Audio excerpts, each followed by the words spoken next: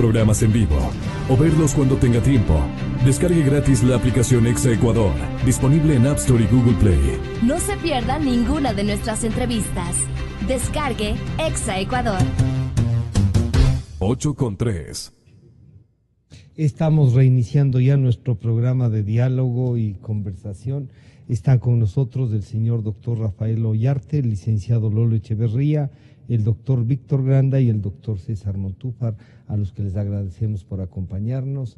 Les hemos planteado al invitarles estas perspectivas de lo que puede suceder en el caso del vicepresidente Jorge Glass y, claro, los incidentes jurídicos que esto ha tenido incluso el fin de semana con el habeas corpus, la resolución del habeas corpus, pero el anuncio de recusar al juez e incluso de denunciarlo por casi prevaricato, según lo que ha dicho el abogado del señor del señor ingeniero Jorge Glass, vicepresidente de la República en vacaciones.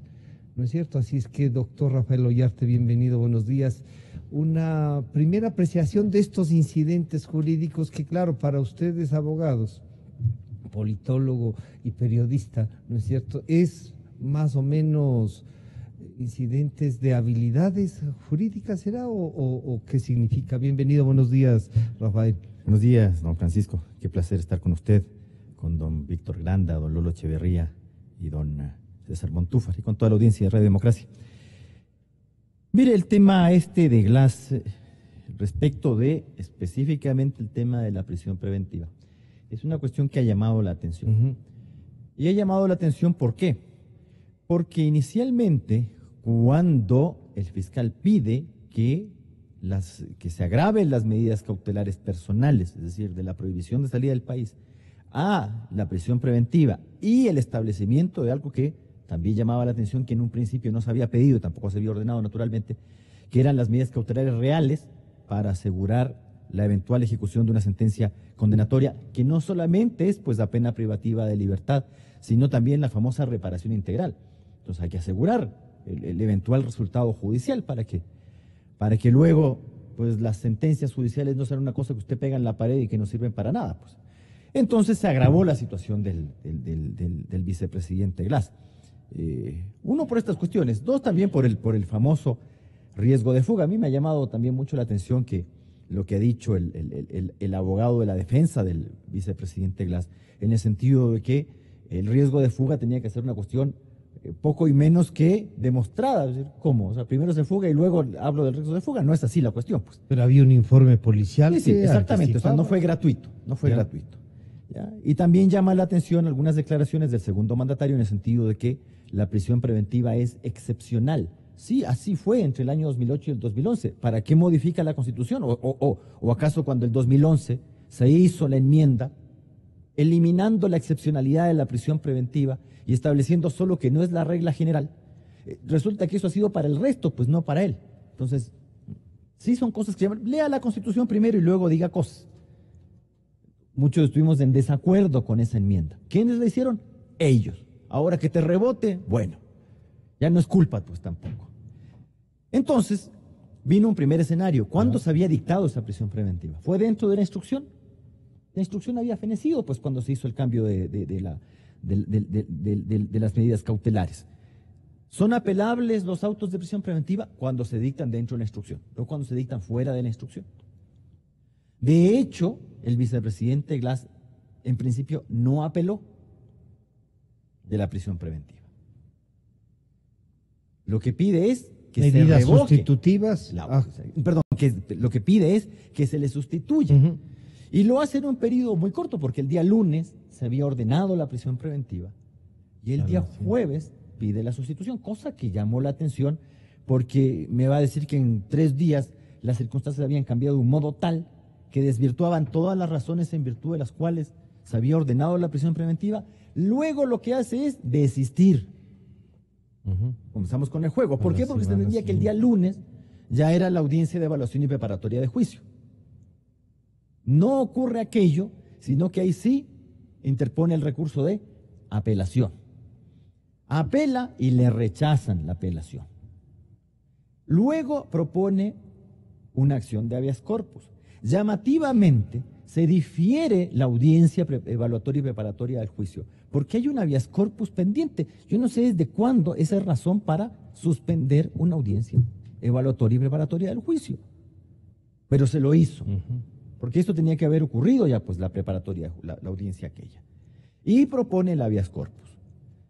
Se le ha negado el habeas corpus en primera instancia y dice que apelará, y ahora le está lanzando balazos a todo el mundo. Prevaricato en contra del juez jurado, quejas, dice que va a ir al sistema interamericano que ellos han negado. O sea, uno dice, bueno, o sea, a ver, perdón, si yo sostengo algo y luego acudo a lo que yo he atacado, pero bueno, así es la cosa, ¿no? Entonces supongo yo que el ingeniero Glass le pedirá cautelares también a la Comisión Interamericana, pues, ¿qué es lo que le falta? Entonces pídale cautelares y luego diga que esas cautelares no valen, que esas cautelares no sirven, como ha ocurrido, como les ha ocurrido a otros, porque a mí me puede caer bien o mal el señor Villavicencio, puede caer bien o mal el señor Jiménez y compañía, pero hasta donde yo entiendo, tienen medidas cautelares ordenadas por la comisión. ¿Qué pasa con esas medidas? Y usted me dice que va a acudir ahí, porque si su idea es no pedirle cautelares a la Comisión Interamericana, sino esperar a que el tema sea conocido por la Corte luego de que haya el informe de la Comisión, perdón, es eso de aquí a 10 años, pues, porque así de bien es la Corte Interamericana también. Pues, pero pensarán que pueden, bueno, 10 años de vacaciones no es posible. Yo quisiera preguntarle a Lolo Echeverría, al saludarle y darle la bienvenida, esto que a veces a uno le provoca, no sé si esta sonrisa que acabo de obtener de ustedes, es esa sonrisa de indignación de que no pasa nada, Lolo. Nos acaba de relatar todo. ¿Les han garantizado el debido proceso? ¿Hay esa sensación? ¿O esta sensación de linchamiento mediático y de persecución de poderes fácticos que dice el señor vicepresidente son reales? Bienvenido, buenos días. Gracias, Francisco. Un saludo para los contertulios y para la audiencia. Me parece que no sorprende en absoluto, ¿no? Esto es lo que se esperaba. Por eso evadieron el juicio político. En un juicio político no hay dilatorias. Llega perentoriamente la decisión y en el término de una semana podía estar fuera de la vicepresidencia. En el juicio es posible todas estas cosas y muchas más que veremos. Pedidos de nulidad, causales, incluso se pueden poner trampas, pero todo esto es posible además de dilatar el juicio. Pero lo importante es que mientras tanto sigue siendo vicepresidente. Y eso constituye una amenaza para todos los ecuatorianos y especialmente para el presidente en ejercicio. Me parece a mí que cuando ellos evadieron el juicio político, lo que hacían era conservar lo más que puedan la condición de vicepresidente y dar la oportunidad de todas las cosas legales, válidas e incluso las cuestionables y las inválidas en el transcurso del juicio. Al saludar al doctor Víctor Granda, le diría, esto que parece que es normal en el tema, en el mundo jurídico, digamos, de los litigantes, sí nos resulta difícil porque se nos ha dicho también que esto es la pequeña punta del iceberg de lo que ha pasado. Imagínese si esto es la pequeña punta, claro, se habla de millones, como que fuese... no, pero esto es 50 millones, 80 millones, 160 nomás ha perdido el fulano, 2.600 es la pérdida de las empresas públicas, pero están al servicio del pueblo, hemos rescatado ese servicio, no se han robado los 2.600, han perdido en servicio del pueblo. Doctor Granda, bienvenido, buenos días. Buenos días, gracias Francisco por la invitación, un saludo a quienes participan en el panel y a la ciudadanía. Mire, yo creo que en realidad lo que está ocurriendo en el país es un asunto de mucha trascendencia, porque claro, la Fiscalía finalmente estableció, formuló cargos en contra del vicepresidente contra todo pronóstico. Lo hizo una fiscal de un nivel básico, Pero me parece a mí que en todo caso ella tuvo la valentía de dar el paso, Sí. ¿no? Ahora que desde cuando ella pretendió formular cargos y desplazó el proceso a conocimiento del fiscal general, han pasado muchas cosas, porque finalmente lo que hizo el fiscal general, en donde evidentemente hay que indicar no es un fiscal adverso al gobierno ni al señor Glass, más bien una persona cercana, pero que tiene que cumplir una función, que más allá de que cada cual tenga su corazoncito, Claro, él tiene la obligación legal de cumplir con sus obligaciones. Entonces, lo que la fiscal dijo y lo que dijo el fiscal cuando formuló cargos es que el señor Glass había facilitado estos actos de corrupción. O sea, en definitiva, comenzaron primero acusándole del delito menos grave, digamos así, de los que están en el Código Integral Penal, porque en realidad la figura apropiada era la de la delincuencia organizada, porque estaba de por medio el pago de sobornos y por lo tanto habían actos de concusión, ¿no es cierto?,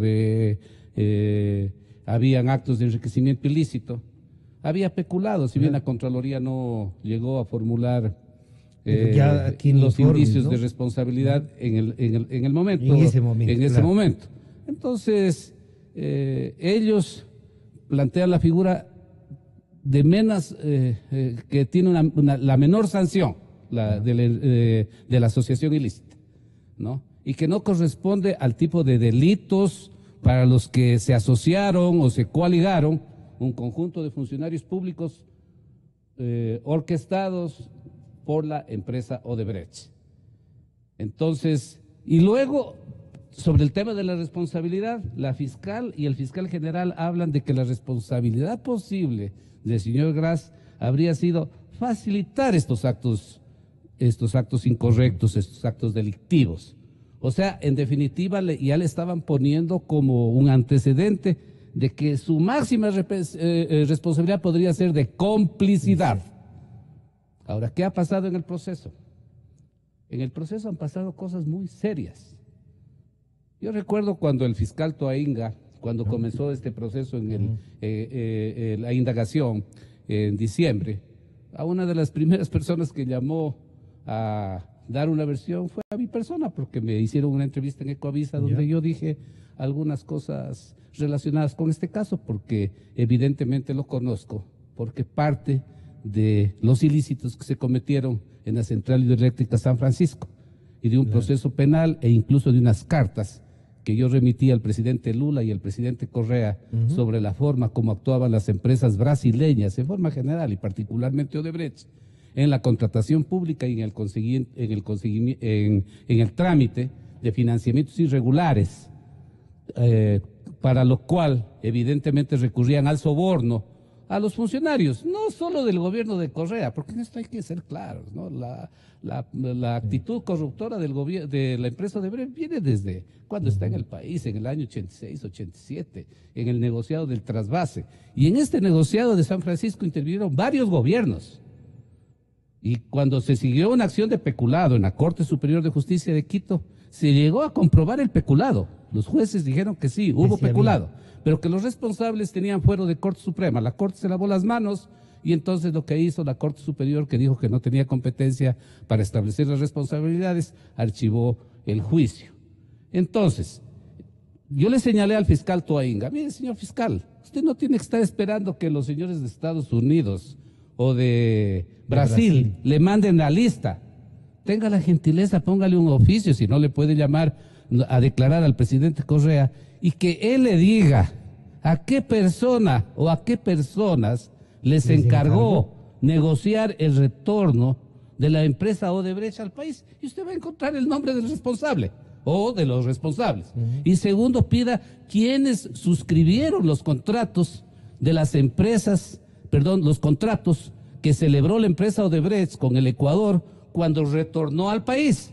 Y también pídale al señor Ciro, no sé cuántos Maridueña, ¿no?, que era el gerente de Hidropastaza, que quién le dio las instrucciones para que haga el acuerdo con la empresa Odebrecht, para que levante los procesos penales Y también pídale al señor Contralor que quién o quiénes ¿Cómo le eliminaron las glosas? Le eliminaron las glosas. ¿Y Y al llámele fiscal cómo al se procurador retiró? del Estado y dígale, ¿por qué, señor procurador, usted autorizó que esta empresa regrese al país en base de las negociaciones que estaba haciendo el gobierno? Esa fue mi declaración. Consta entre las 60 declaraciones o testimonios propios que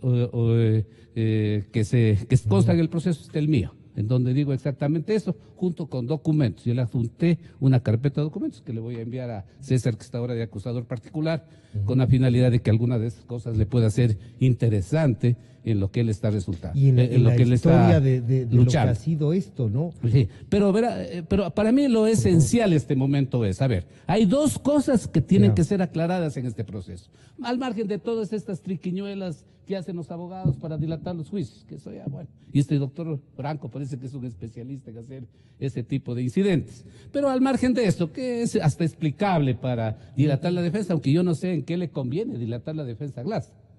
Más bien pasa el tiempo y cada vez salen más cosas, ¿no? Como dijo Moreno, cada vez el dedo apunta más hacia usted. Claro. Y es verdad, porque cada vez que salen más cosas, ¿no? Entonces, él dice, no hay prueba. ¿No hay prueba de qué? Habría que preguntarle. De que él haya recibido la plata y dónde tiene la plata. ¿Dónde Bueno, está? ese es un elemento de la prueba, es un delito. La prueba tiene varios aspectos.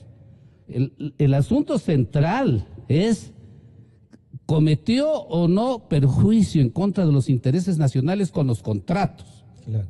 Y él es el responsable de firmar los Y contratos. es obvio, pues, hay perjuicios enormes. Obras que costaban la mitad costaron el doble, o Por cuando lo- menos más del 70 y 80%. Por Que lo ellos, menos no hizo el trabajo bien. ellos dictaron leyes que propiciaban todo este tipo de irregularidades. Las reformas a la ley de contratación pública es precisamente para cohonestar estos sobreprecios. Entonces, la prueba no solo es dónde está el dinero. Algún día se conocerá y se sabrá si efectivamente el señor Glass no recibió, como él dice, un centavo, y quién es el guardián de la plata, quién tiene finalmente el dinero de todo este tipo de sobornos. Creámosle al señor Glass, que dice, yo no he recibido un centavo y medio centavo de esto.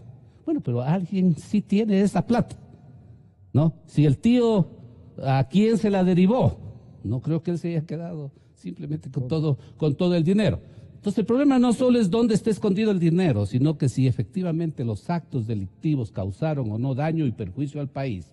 Ese es el primer asunto, que tiene que quedar perfectamente claro, y que la prueba será suficiente si se demuestran los perjuicios que ocasionaron estos actos delictivos en contra del país. Y el segundo tema de fondo es el tema del tipo de responsabilidad que tendrá el vicepresidente Glass y cómo calificará la responsabilidad el señor fiscal.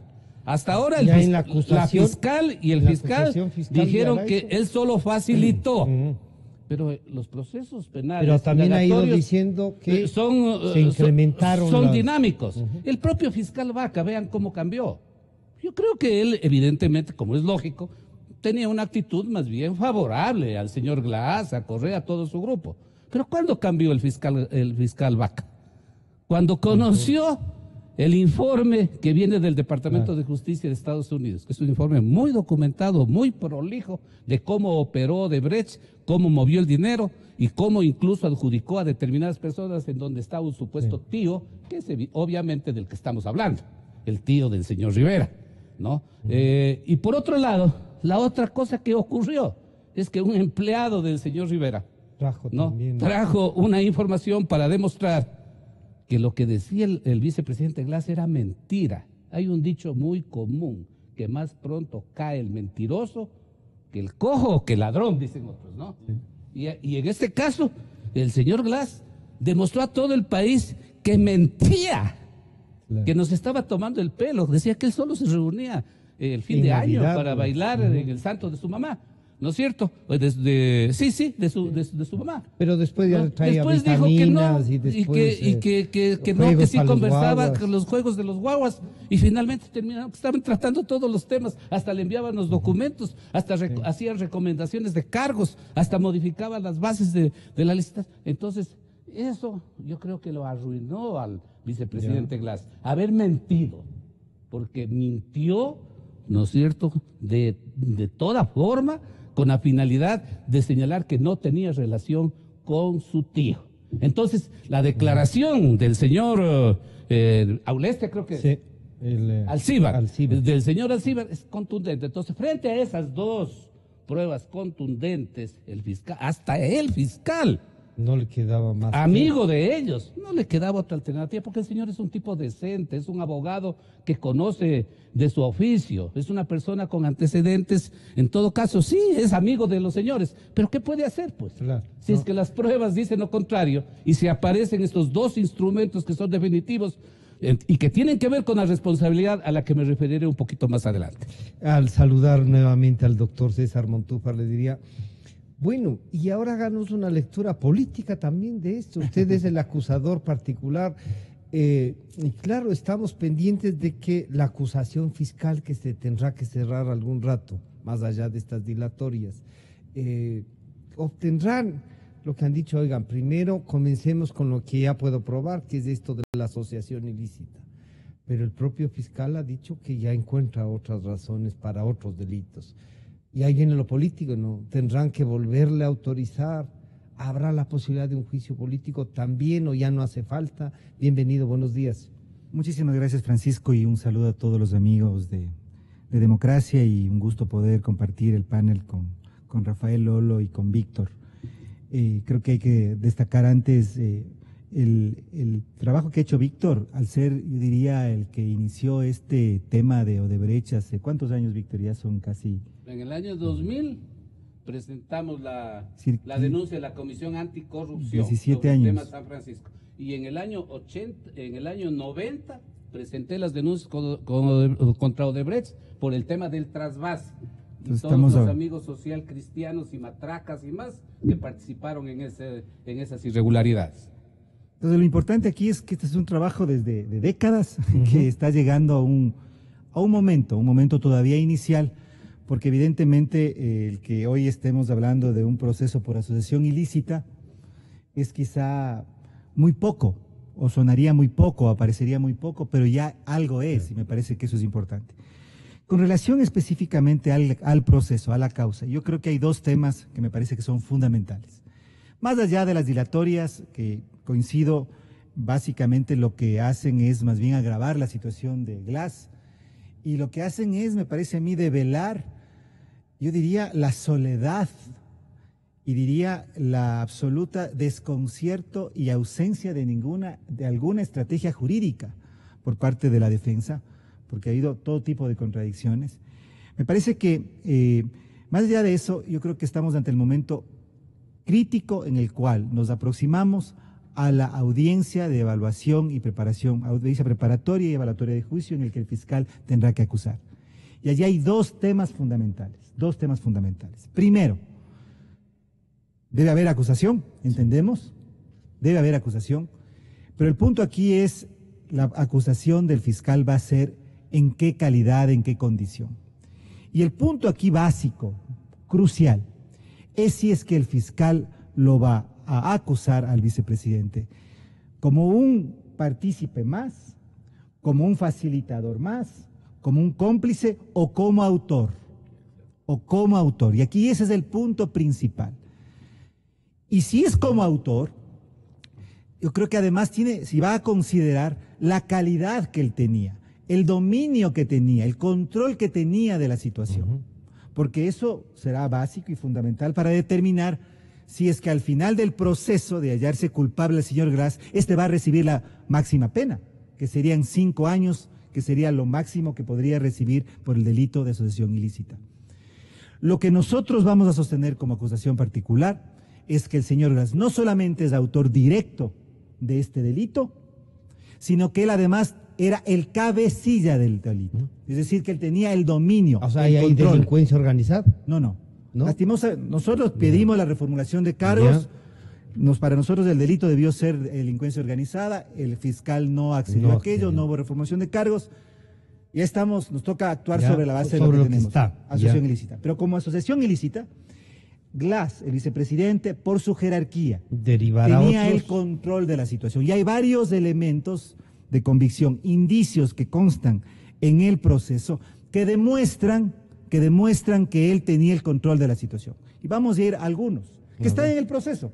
Vamos a ir a las pruebas que están en el proceso. Lo primero, lo que dijo José Concenciao Santos en su declaración de que en el año 2011 se le acercó Rivera, cuando todavía Glass era ministro de Telecomunicaciones, ministro de Telecomunicaciones y Sociedad de la Información.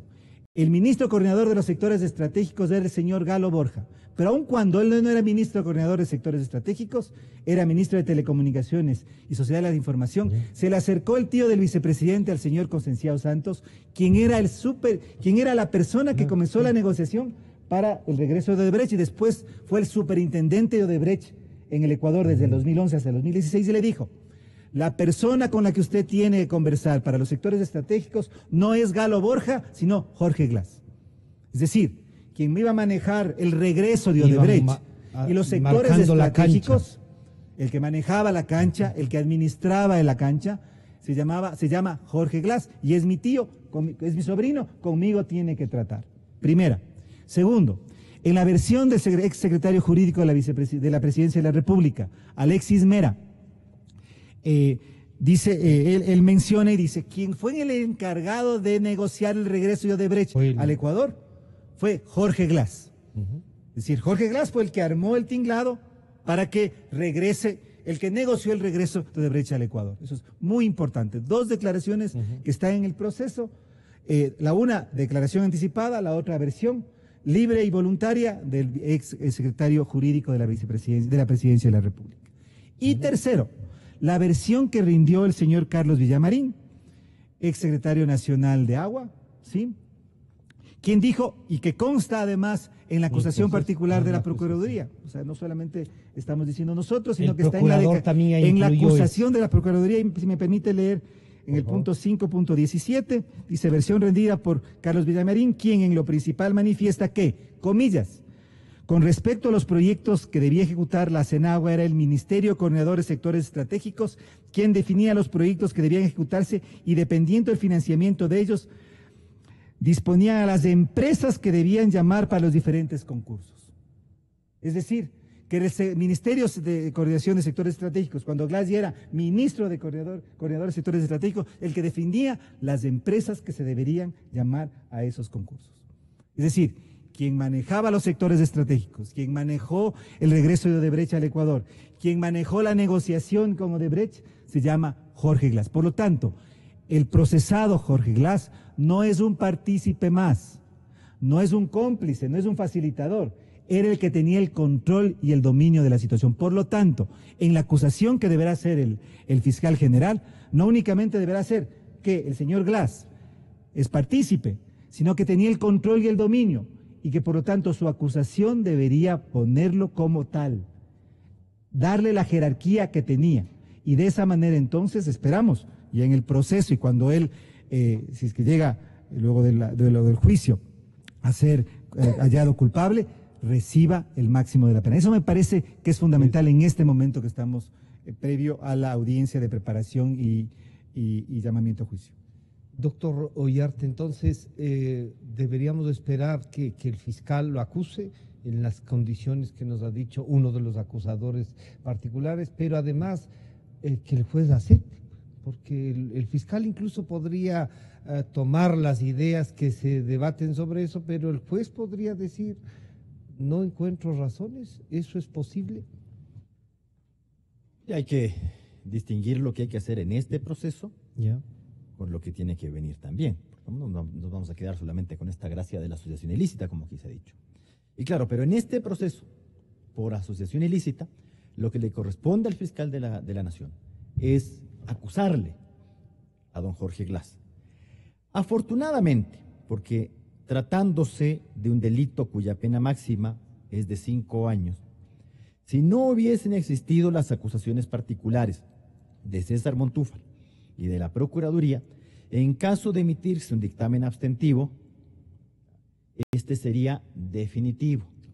Porque, según nuestro Código Integral Penal, Cuando el fiscal se abstiene, solo se debe consultar al superior en los casos en los que la pena supere los 13 años o que exista acusación particular. Aquí se da la segunda condición. Afortunadamente hay las acusaciones particulares, razón por la cual, si es que al fiscal Bacamancheno se le ocurre la idea, que yo la veo difícil por la forma como ha sustentado el tema de la prisión preventiva, ¿sí? Está dentro de lo posible, como dice Juan Carlos Benalcázar en el Ecuador, lo imposible es lo probable, ¿ya? Esa frase me ha gustado mucho. Bueno, dentro del mundo de las posibilidades está el de que el fiscal Bacamancheno emita dictamen abstentivo, pero en este caso la pelotita pasará a donde doña Tania Moreno, porque no tiene superior, tiene que ir al subrogante, y ahí sí te quiero ver, hijo. Es decir, tampoco creo que resultaría tan alegre una abstención fiscal cuando el tema va a pasar donde una fiscal, pues. Ahí la cosa ya no es tan contenta, ya no veremos esa cara de bueno y qué estoy haciendo aquí, ¿no? ¿Y usted cree que entonces doña Tania Moreno es fiscal ya? Sí, por supuesto. Sí.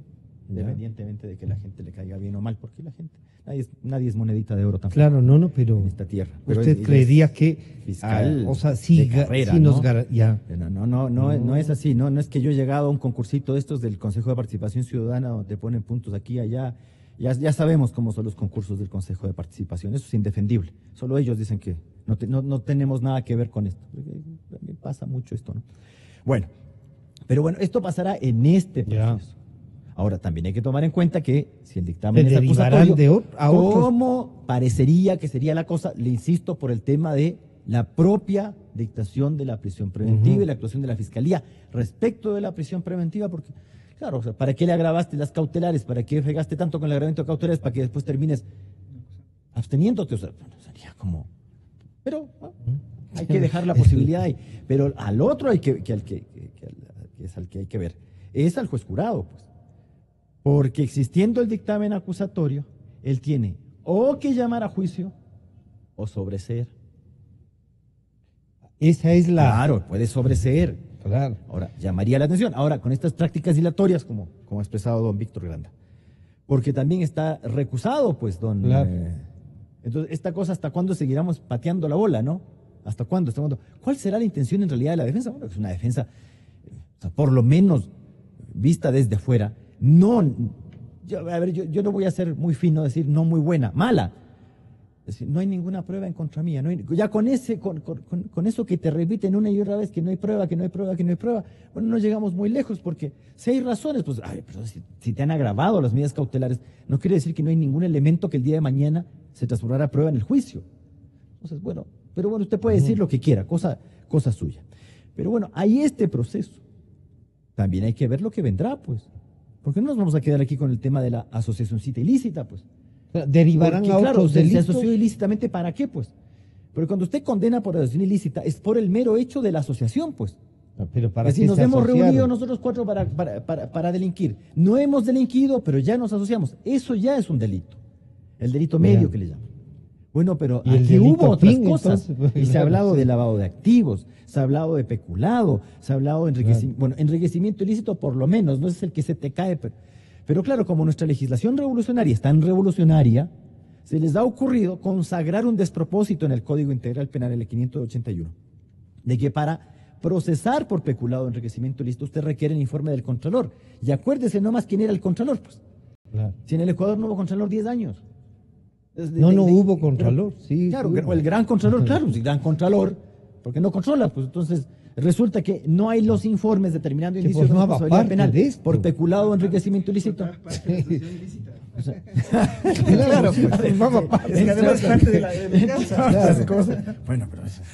Es uno de los procesados. Sí, riámonos para no llorar. Pero además dice que él ya pide lo que nos ha dicho el doctor, que le pongan también al procurador. Pero claro, bueno, y seguimos, porque además tome en cuenta que el peculado, el enriquecimiento ilícito, además de la concusión y el cohecho, son delitos imprescriptibles según la Constitución. Constitución tan chistosa porque el Contralor, ¿cuánto tiempo tiene para informar? 7 años. Entonces resulta que el delito imprescriptible no ha sido tan imprescriptible, o sea, es imprescriptible hasta los 7 años. Mira vos qué chiste, ¿no? Eso es lo que hacen. Ahora, esto comenzó a hacerlo la Corte Nacional de Justicia, calladotas andan, ¿ah? Andan hecho ahí los que no es con ellos esta cuestión. Y la Asamblea, a mí una vez me dijo doña Marcela Guiñaga, es que ya lo había hecho la Corte Nacional. Estará pues obligada el legislador a seguir pues esas resoluciones generalmente obligatorias de la Corte Nacional. Si el artículo 186 del Código de la Función Judicial indica lo contrario, no lo vincula, naturalmente. No vincula al legislador. Pero bueno, aquí todo el mundo se echa la pelota al otro. Es que yo no sabía, es que yo no te conozco, es que no hay pruebas, es que fuiste vos, es que fue el Contralor, es que fue la Corte Nacional, es que no fui yo. Bueno, así seguimos. Porque aquí viene otra cuestión. ¿Hasta cuándo el juicio político al vicepresidente Glass? ¿Es necesario el juicio político? Porque aquí, como además nosotros hacemos, nuestro deporte nacional es hacer constituciones. Ahora, hacerlas bien, eso es otra cosa. Esta Constitución 2008, en el sistema orgánico, salvo el tema de crear ese Consejo de Participación Ciudadana y entregarle la potestad nominadora y otras, es la copia fiel de la del 98, respecto de las relaciones ejecutivo-legislativo. Entonces, ocurre que con la anterior Constitución, igual que con esta, existían causas de ausencia del vicepresidente de la República. Ahora le agregaron las temporales y establecieron que si el vicepresidente de la República cae en cualquier ausencia temporal, es reemplazado por el ministro designado, que es lo que ha ocurrido con esta señora Vicuña. Ahora, dice la Constitución, como no decía la anterior, ¿hasta cuándo tengo que esperar al primero o segundo mandatarios? Dice 3 meses. Y la pregunta que nos hicimos, pasado los 3 meses, ¿qué pasa? Porque antes de que hubiese esta Constitución, usted podía pasar de una causa de ausencia temporal a una definitiva que se llama incapacidad física para gobernar. Por ejemplo, usted se enfermó, cayó en estado de coma, usted ha sido secuestrado, como la señora Ingrid Betancourt. Dice, ¿hasta cuándo le espero? Pues, claro. Entonces la Constitución dice 3 meses. Y claro, caía en la causal, pasados los 3 meses, de incapacidad física para gobernar. Pero como el constituyente del año 2008 se le ocurrió que la incapacidad física es solo por razones médicas, ahí estamos. Entonces, ¿qué hago yo con el vicepresidente? Pasan los 3 meses y ¿qué es? Una cesación ipso iure, sin declaración parlamentaria. Ahí va a comenzar la segunda pelea. De si se ha producido luego de los 3 meses la falta definitiva o no del vicepresidente de la República. Entonces el vicepresidente va a decir que no. Que tiene que ser declarada por el Congreso. Claro, tiene que aplicarse el 142 de la Constitución. Pero yo les invito a escuchar, para pedir el criterio a Lolo, lo que dice el señor vicepresidente a una de las agencias internacionales de noticias, la AFP. El vicepresidente de Ecuador, Jorge Glass, está en prisión preventiva desde el 2 de octubre en el marco de una investigación sobre los millonarios sobornos de Odebrecht en una docena de países. En entrevista con la France Press en la cárcel, dijo ser víctima de una venganza de la constructora brasileña por haber pedido su expulsión de Ecuador en 2008. Todo esto es un montaje en donde se une la venganza de una empresa corrupta y corruptora que montó una red de corrupción en 12 países. Por otro lado, el poder mediático de este Ecuador que está concertado con los medios públicos. Por otro lado, el poder económico y financiero donde les constituyo la piedra en el zapato porque soy progresista, porque represento un proyecto político progresista. Y entonces todos convergen en un gran objetivo que es sacarme de la vicepresidencia de la República. Yo no estaría aquí si no fuera vicepresidente de la República. El proceso judicial tiene de fondo la lucha de poder entre el presidente Lenín Moreno y el exmandatario Rafael Correa, gran aliado de Glass. Pero él rechaza acusar directamente a Moreno de su situación. No escuchará de mi boca tampoco ningún calificativo en contra del presidente Moreno. Sigo siendo su vicepresidente, sigo siendo su binomio. La prisión preventiva se basó, entre otras cosas, en el testimonio de un delator y exdirectivo de Odebrecht, que acusó al vicepresidente de haber recibido sobornos por $16 millones a través de su tío. Mi caso es político y ninguna sociedad en el mundo debe permitir que se utilice la judicialización de la política como una herramienta de persecución. Entonces, para que Rafael Correa desaparezca de la política, hay que hacer una consulta. Ni siquiera está aquí y tanto miedo le tiene. En los próximos días, la Fiscalía debe decidir si le imputa o no formalmente en un juicio penal por asociación ilícita. Bueno, Lolo, este es una defensa del vicepresidente, además rescatando para él el proyecto político. Bueno, lo ha hecho progresista, ya no ha dicho que de la izquierda a izquierda, ¿no?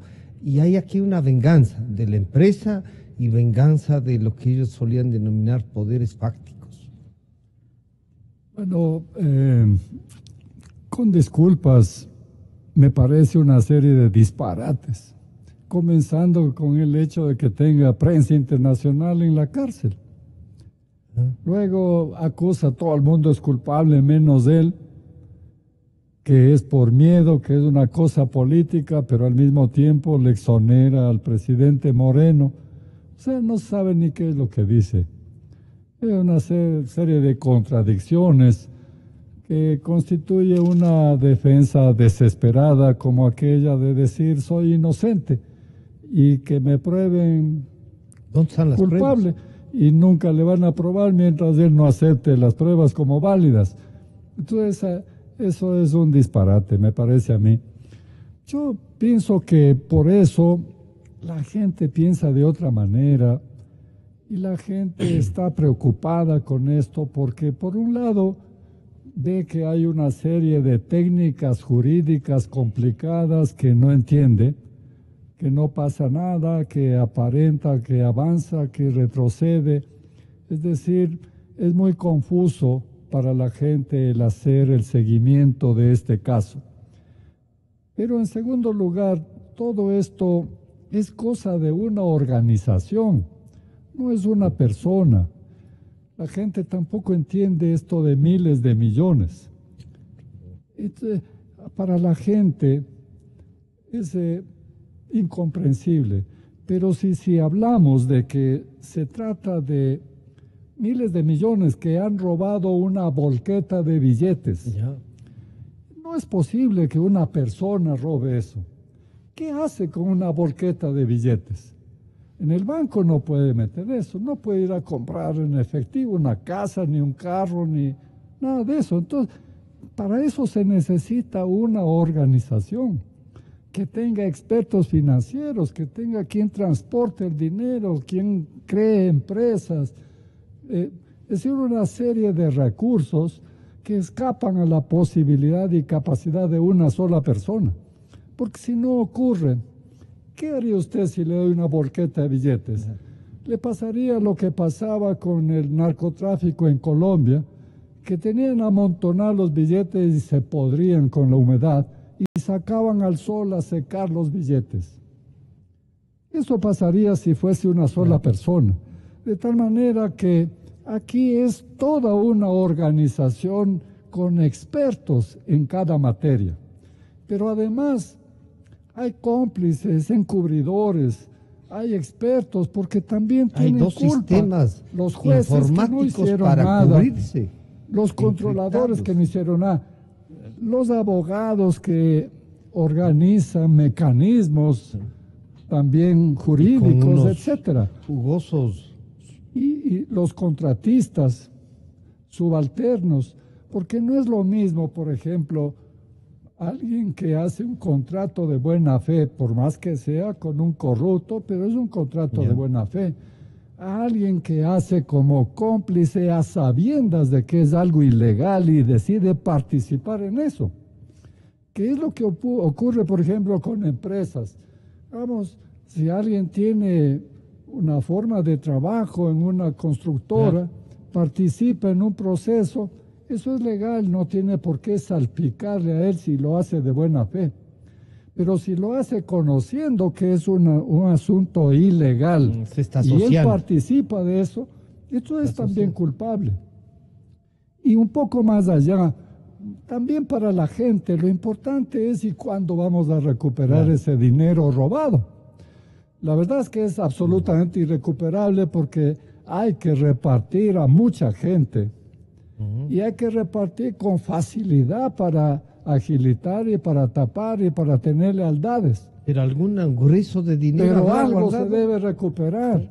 Y toda la justicia sería en el fondo una farsa si no condujera a dos cosas. Primero, la recuperación de lo robado. ¿Qué sacamos con que esté alguien metido en la cárcel cuanto tiempo sea si no se repara el daño? Y la segunda cosa, que haya una ejemplificación, que es también una función de la justicia, Es decir, que la gente conozca que la corrupción trae consecuencias y que tenga miedo de participar en la corrupción, porque si la sociedad no tiene ese sentimiento, nunca vamos a terminar con la corrupción. Doctor Granda, este relajamiento que ha habido, no hay duda, y esto como que comienza a los jóvenes que tenían 15 años hace 10, ahora tienen 25, no le están dejando la idea de que esto es así, que es normal, y que entonces es el éxito económico el que puede venir. Y sí le pediría que nos comente lo que dice el vicepresidente, ¿no? Él nos acusa al resto de la sociedad de generar una estructura para atacarle a él, que es progresista. Yo creo que realmente la defensa de Glass, las mentiras de Glass y este tipo de acusaciones como las que hemos escuchado, lo dejan en un muy mal predicamento, porque digamos ya evidencia que no tiene argumentos para defenderse. En este proceso penal, Francisco, hay para más. Yo creo que ya el fiscal lo ha dicho. Esto no solo se va a quedar en la asociación ilícita, sino que tiene más. Los documentos que han salido en esta instrucción tienen que fundamentar nuevos procesos penales sobre precisamente enriquecimiento ilícito, la concusión, los sobornos, etcétera. Lavado de activos. Entonces, él entiendo que ya está derivando o ha iniciado en NTN 24 dijo indagaciones que ya tenía respecto de esto. Indagaciones sobre eso. Entonces, eso es que no le queda más, por más amigo que sea. Eso tal vez no entiende ni Correa ni Glass, de que por más amigo que alguien sea el juez o sea el fiscal, no van a poder tapar el sol con un dedo. Entonces, aquí hay para más en cuanto a procesos penales. Segundo, en el tema de la prueba que yo estaba señalando, no solo hay evidencia de que perjudicaron al país, sino de que hubo pagos. Tal vez lo que falta es dónde está la plata. Algún rato saldrá. Pero que hubo pagos, hubo pagos. Sí. Así lo dice el señor Conceizao Santos, no sé qué. Que este señor Conceizao Santos está en el país, en el tema San Francisco, desde el inicio del negociado. Claro. Pero bueno, entonces él sí sabe, ¿no? Segundo, el Departamento de Estado norteamericano señala que hubo pagos, entre esos al tío. Sí. Y se ha establecido la relación entre el tío y el sobrino, que no era solo para bailar en la fiesta de Año Nuevo, ni del santo de la mamá, ni para pedirles que les traiga los juegos para los niños. Se ha establecido que hay una relación entre estas dos personas. Entonces la prueba está ahí. Tal vez no saben este rato dónde está la plata, porque el rato que sepan dónde está la plata, hay que utilizar desde los convenios internacionales contra la corrupción para poder ubicar ese dinero y tratar de recuperar el dinero, porque eso debería ser lo esencial, más allá de la cárcel pública, de la cárcel a los responsables. Aquí hay para más, mi querido Francisco, ¿no? ¿Pero qué debemos hacer para ese para más? Y el algo más es que aquí va a salir el verdadero responsable de todo este tinglado. Ya hay elementos de juicio en estos documentos que hemos señalado. ¿Se habrá adelantado el expresidente el responsable de todo esto detrás de mí? Es el expresidente Correa, pues. ¿Sí? Eso es cierto lo que dice Glass. Y tiene razón. Sí. Y él mismo debería pensar que por qué tiene él que sacrificar a sí mismo y a su familia cuando hubo una mentalidad perversa que mentalizó todo este tipo de cosas. Y yo creo que hasta con una mentalidad distorsionada, porque esto de decir que los sobornos son propinas o que los sobornos son acuerdos entre privados. Bueno, que los contratos son acuerdos entre privados y que los sobornos, pero los sobornos son parte de la... Son propinas. Sí, que le dan pero de la utilidad. Como cuando uno come y le da una propina al mesero. Ya. Aquí pagaron para que les den las bases de la licitación.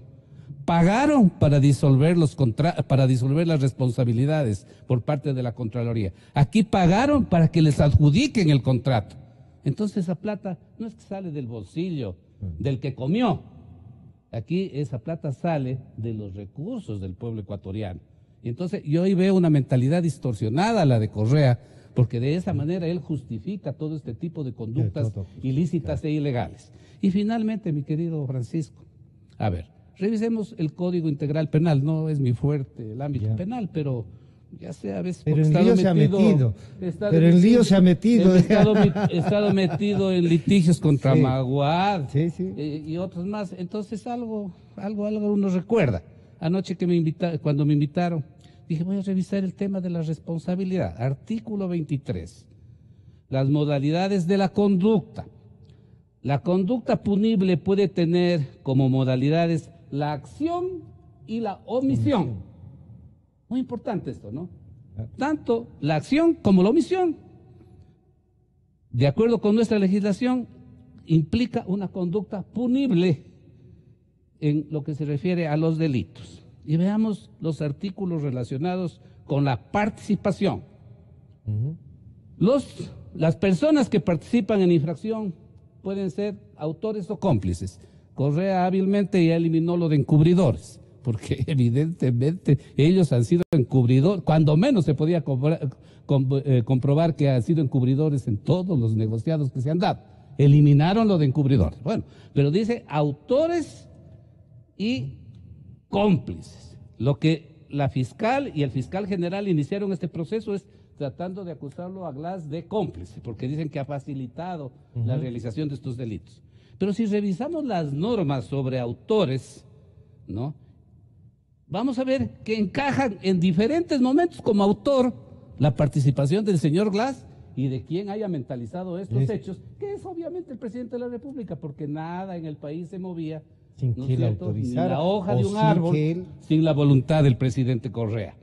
Entonces, los autores, la autoría directa, punto B, dice el código, quienes no impidan su ejecución teniendo el deber de hacerlo. Esa sería autoría directa. Ellos no impidieron, facilitaron. Pero el vicepresidente dice que sacó a patadas, casi a patadas. Sacó a patadas al principio, ¿no es cierto? Y después él negoció con ellos para que regresen. Y en la negociación hubo de por medio 33.5 millones, dice el Departamento de Justicia. Claro. Según consensuado, dio 2 millones patadas en directo, costosas. y luego pactaron las diferentes obras, un porcentaje que le daban al tío. Entonces, autoría directa. La otro tipo de autoría es la autoría mediata y la otra es la coautoría. En la autoría mediata hay una parte que se señala, es que quienes ordenan determinados tipos de actos son autores, tienen autoría mediata, ¿no? Quienes ejerzan poder de mando en organización delictiva, que este es el caso, ¿no es cierto?, sería también autoría mediata, ¿no? Entonces son autores. Y la otra gran cosa que hicieron estos señores, recuerdan ustedes en el tema del universo, la denominada autoría coadyuvante, que en nuestro código se llama coautoría. Quienes coadyuven a la ejecución de un modo principal, practicando deliberada e intencionadamente algún acto sin el cual no habría podido perpetuarse la infracción. Oiga, esto sí parece redactado de manera perfecta para este caso. Sí. Entonces, coautoría, es coautor, coadyuvante. Así como decían que el señor dueño del periódico era también autor, porque había permitido que se publique el artículo de un señor Palacio, creo que era el articulista del periódico, de Emilio Palacio. Palacio. ¿No? Bueno, allí es mucho más forzado porque cada cual responde por eso, pero aquí en este caso, ¿no es cierto?, la coautoría, coadyuvante, es evidente, pues, porque en definitiva, ¿no?, de ellos ayudaron en ejecución de un modo principal, practicando deliberada e intencionadamente actos sin los cuales no hubiera podido perpetuarse la infracción. Entonces, yo les recuerdo esto porque yo creo que sobre esto va a versar el dictamen fiscal. El diario El Comercio, el día de hoy nos trae... ha hecho una ruta. ¿No es cierto? Y con esto termino nada más. Los indicios incluidos por la Fiscalía, ya le ha hecho un gran favor al fiscal sistematizando identificando cuáles son. Y por favor, yo le pido al señor fiscal con toda modestia, con toda consideración, que revise estas normas, porque en realidad esto echa por los suelos la impresión tal vez que él tenía inicialmente de que la responsabilidad del vicepresidente era simplemente de cómplice. No, señor. Ahí hay Son más. diferentes formas de autoría desde la que él está. Y este tiene que ser el punto de partida con los otros juicios para que vaya el juicio donde debe ir, que es al principal titiritero de todos estos actos de corrupción, que fue el presidente Correa. Doctor Montúfar, ¿usted coincidiría que entonces aquí hay un principal autor o estamos buscando una cabeza un poco trofeo político que podrían decir? Lo que sí ya creo que no pueden decir es que aquí no ha pasado nada, que todo ha sido en bien del país. Mire, Francisco, yo creo que dentro del mismo proceso están también las pruebas de que en realidad quien orquestó toda esta asociación ilícita, por utilizar el tipo penal que lleva esta causa, es el presidente Rafael Correa, o el expresidente Rafael Correa. Y eso está condensado en el decreto 15, que expidió el expresidente Correa al encargar a Jorge Glass de los sectores estratégicos una vez que asume ya la vicepresidencia de la República en el año 2013. Es decir, si Jorge Glass estuvo en esta posición de dominio, como decía hace un momento, si tenía el control de toda la situación, si con sus decisiones se podía hacer, ordenar o evitar que se cometan delitos, es porque alguien le puso en esa situación. Hace un momento yo me refería a la conversación que José Concienciado Santos mencionó, que tuvo con Rivera en el año 2011, sí, cuando todavía Glass era ministro de Telecomunicaciones. Y le informa supuestamente Rivera que la persona que maneja los sectores estratégicos no es Galo Borja, sino Jorge Glass. ¿Ustedes creen, o quién puede creer, que viene un ciudadano particular, le dice al representante de una gran empresa transnacional que esa es la persona con la que tiene que conversar? Y él dice, bueno, usted me dice que yo voy a conversar con él. Que esta empresa no confirmó con quién tenía que conversar. Y tenía que confirmar con la máxima autoridad, pues. Además, pedir autorización. Exactamente. Entonces, está claro, evidente, que quien estaba en la cúspide era el presidente de la República. Pero yo creo que el expresidente de la República, yo creo que pero ese tema yo creo que es un tema que tenemos que seguir trabajando para más. Sí, sí. Pero aquí hay un punto fundamental ya con relación a Jorge Glass, un poco para cerrar, y todos los compañeros aquí del panel han coincidido en algo de que en realidad aquí son dos cuestiones. Justicia, que se haga justicia y que haya reparación. Claro. Y en este momento, aparte de asociación ilícita, ya hay varios procesos que surgen de esta investigación que vinculan también directamente a Jorge Glass. Por un lado está lo que el propio fiscal el 1 de octubre, cuando cerró la institución fiscal, ya abrió una investigación por cohecho. Eso es importantísimo. Está el tema del caso Singue, del pozo petrolero Singue, por peculado, con informe de Contraloría. Está el tema Caminosca, por concusión. Al menos 3 procesos. Y están los informes que la semana pasada la Contraloría General del Estado ya envía a la Fiscalía, en donde en el caso Manduriacu también habría responsabilidades de peculado. Entonces, si es que hay fiscal en el Ecuador, yo creo que la pregunta que tenemos que hacernos en este momento ya más general no es tanto si va a acusar o no. Es importante esa presión y que acuse como autor directo o mediato y que finalmente esto conduzca a la máxima pena. Sino que si tenemos fiscal en el Ecuador, tienen que abrirse ya las otras instituciones fiscales. Porque ya está la evidencia, no hay para qué esperar. Aquí no se trata de esperar 3 meses, 1 año, 2 años hasta que termine una investigación previa. Deben abrirse ya las investigaciones fiscales. Precisamente como acusador particular, voy a pedir al fiscal general que solicite a la Corte Nacional de Justicia día y hora para una audiencia para que se vincule y se abra estas instituciones fiscales. Porque evidentemente estamos ante un momento en que por concusión, cohecho, peculado, serían los 3 delitos que se abren inmediatamente, que se deberían abrir inmediatamente. Para eso, nuevamente entra en juego la Asamblea. Porque debería haber, entendería, una nueva autorización por parte del Legislativo. Y vamos a ver entonces qué pasa. Porque hasta ahora lo que hemos tenido es una asamblea que también, mira, es que en el Ecuador hemos tenido 10 años en que no hemos tenido instituciones, en que la asamblea no fiscalizó, en que no hemos tenido contralor, en que no hemos tenido fiscal. Por eso eliminaron la figura del encubrimiento. Bueno, ahí está el tema. Entonces yo creo que es un momento crítico. Usted hace un momento, Francisco, decía, ¿qué tenemos que hacer? Bueno, ahí están los caminos en los que tenemos que transitar. Y en este momento la movilización, la alerta ciudadana, la presión de la opinión pública es fundamental, porque estamos en un momento crucial para que en el Ecuador realmente podamos llegar a tener justicia y reparación. Bueno, se quedan algunas otras preguntas, pero se nos vino el tiempo encima y les voy a comprometer para seguir. Por suerte siempre contamos con ustedes en esto y como dice Gonzalo Rosero, yo creo en la radio. Muchas gracias a ustedes. Si no pudo escuchar algún programa de esta semana, mírelo en nuestra aplicación Exa Ecuador. Descárguela gratis, disponible para